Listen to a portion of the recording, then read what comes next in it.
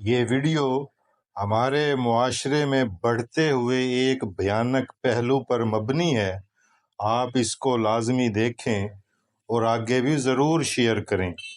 ایک کباڑیا کہتا ہے کہ میں اپنی کباڑ کی دکان 8 بجے بند کر کے گھر چلا جاتا تھا، لیکن ایک دن پتہ نہیں کیا میرے دل میں آیا، کوئی کام نہ ہونے کے باوجود میں دکان پر بیٹھا رہا۔ پورا بازار بند ہو چکا تھا، صرف میں اکیلا ہی اپنی دکان کھولے بیٹھا تھا۔ گھر جانے کو دل کرتا، پھر رک جاتا۔ رات کے 11 بج گئے، پورے بازار میں صرف میں ہی بیٹھا ہوا تھا کہ ایک بوڑھی عورت سلور کی ایک پرانی پلیٹ لے کر آئی اور کہنے لگی کہ بیٹا اس کو خریدو گے؟ میں نے کہا جی اماں جی، بالکل خریدوں گا، میں تو آپ کی خدمت کے لیے ہی بیٹھا ہوں۔ وہ پلیٹ صرف 30 روپے کی ہوئی۔ میں نے 30 روپے نکال کر اسے دے دیے تو وہ اماں جی کہنے لگی کہ بیٹا مجھے 100 روپے دے دو، میں تم کو 70 روپے جلد ہی واپس کر دوں گی۔ میں نے اس کو 100 روپے دے دیے اور کہا کہ اماں جی آپ اگر 70 روپے واپس نہ بھی کریں تو کوئی بات نہیں۔ اس ماں جی نے پیسے لے کر میرے سر پر ہاتھ پھیرا اور بہت دعائیں دیں اور کہنے لگی کہ کاش میرا بھی ایک تیرے جیسا بیٹا ہوتا۔ میں نے پوچھا کیا مطلب، آپ کا کوئی بیٹا نہیں ہے؟ اماں جی کہنے لگی کہ نہیں، بیٹے تو ہیں پر تیرے جیسے نہیں، کہ تو نے مجھے بغیر واقفیت کے پورے 100 روپے دے دیے۔ میں نے اس اماں جی سے پوچھا کہ کیا مطلب میرے جیسے نہیں؟ وہ ماں جی کہنے لگی کہ بیٹا میرے 7 بیٹے تھے، ایک بچپن میں ہی فوت ہو گیا تھا، 7 بیٹوں کے بعد اللہ نے ایک بیٹی دی تھی، وہ بھی بچپن میں ہی فوت ہو گئی۔ بیٹی کے فوت ہونے کے بعد شوہر بھی وفات پا گیا۔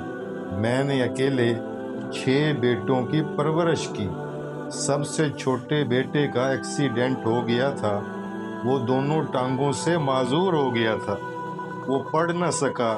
باقی 5 بیٹوں کو پڑھایا لکھایا، ان کی شادیاں کی، لوگوں کے گھروں میں برتن مانجے، صفائیاں کی، لیکن اپنے بیٹوں کو اچھی تعلیم دلوائی۔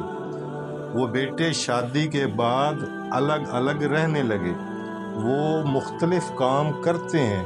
سب سے چھوٹا بیٹا جو معذور ہے وہ صرف میرے ساتھ رہتا ہے۔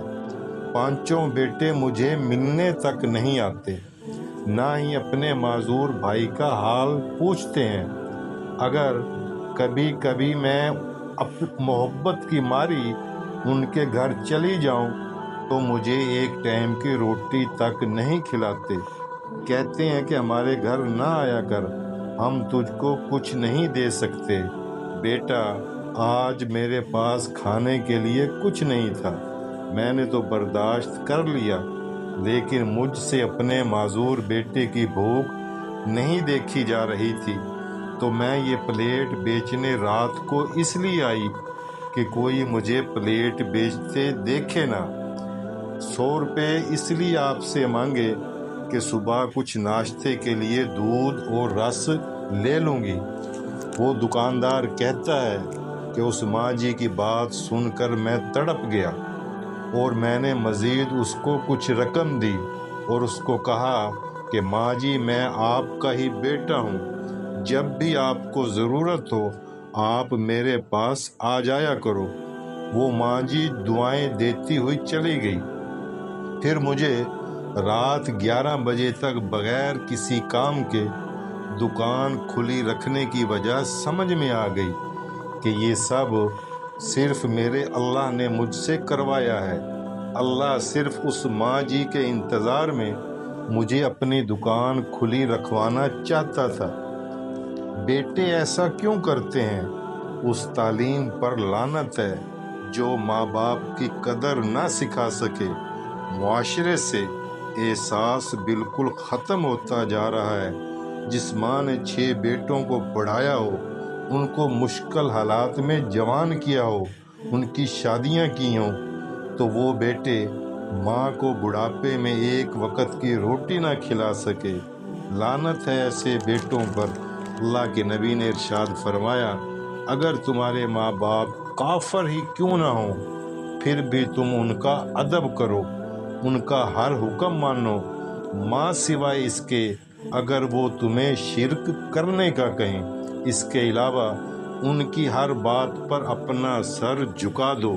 ہم لوگ اللہ سے جنت مانگتے ہیں کہ اے اللہ ہمیں جہنم سے بچا کر جنت میں داخل کرنا، لیکن اللہ نے ہمیں جو دنیا میں ہی جنت عطا کی ہے، اگر ہم اس جنت کی ہی قدر نہیں کرتے، اس دنیا کی جنت جو ماں ہے اس ماں کی عزت نہیں کرتے، اس دنیا کی جنت ماں کو ایک وقت کی بھی روٹی نہیں کھلا سکتے، تو اللہ کی قسم پھر چاہیے ہم نمازیں پڑھیں، روزے رکھیں، عمرہ حج کریں، صدقہ خیرات کریں، اگر دنیا کی جنت ماں کے فرما بردار نہیں تو آخرت کی جنت کو بھول جائیں۔